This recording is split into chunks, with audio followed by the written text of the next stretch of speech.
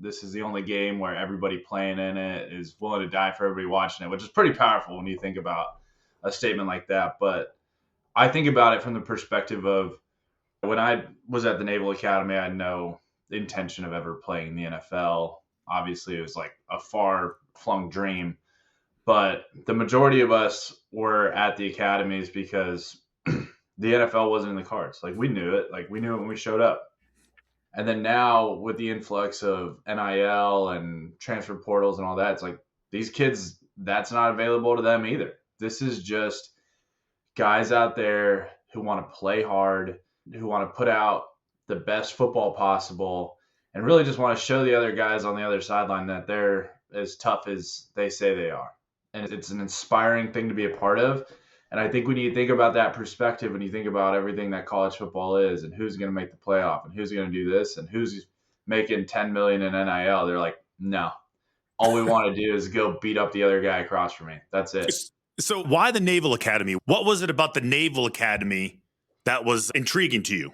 Yeah, I come from a Navy family. My dad served 24 years between active duty and the reserves in a Navy town in San Diego. So I knew what the Navy could do for my life. Like I got to grow up in a suburb of San Diego. I enjoyed everything about that. I enjoyed watching the planes go over, seeing aircraft carriers, and I had that experience of being around the military from a young age.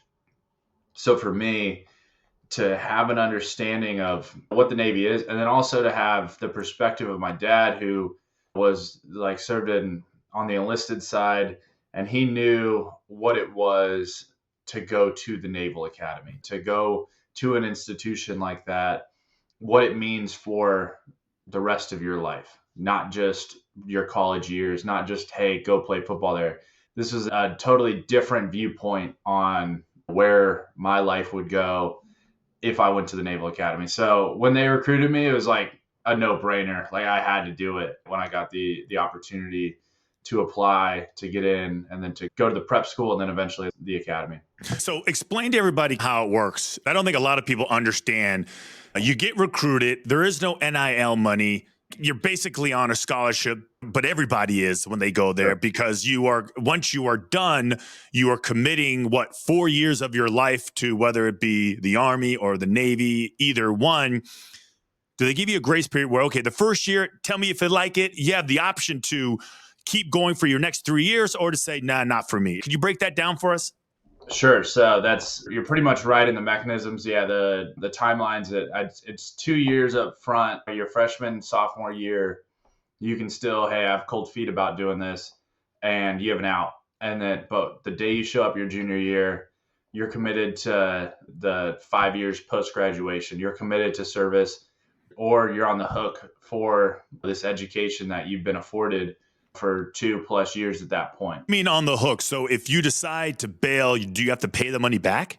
Yeah. So if you decide to bail or you get kicked out for misconduct or whatever it is, or if you flunk out, which, hey, that happens, you are on the hook. You got to pay back the taxpayer. If they flunk out, you're paying me back. Exactly. I didn't know that. I didn't know that was the case. They always leave that out.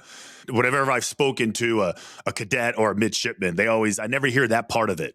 You don't want to talk about it while you're there because you sign that paper and they put a big figure there. It's $180K after 2 years, and you're like, really? Like I can't do that. That's some pressure. Yeah, if you flunk out, you're either paying it back, or you're going to the enlisted fleet and you're serving from E1. You're probably chipping paint and earning back that pound of flesh that the military's given you.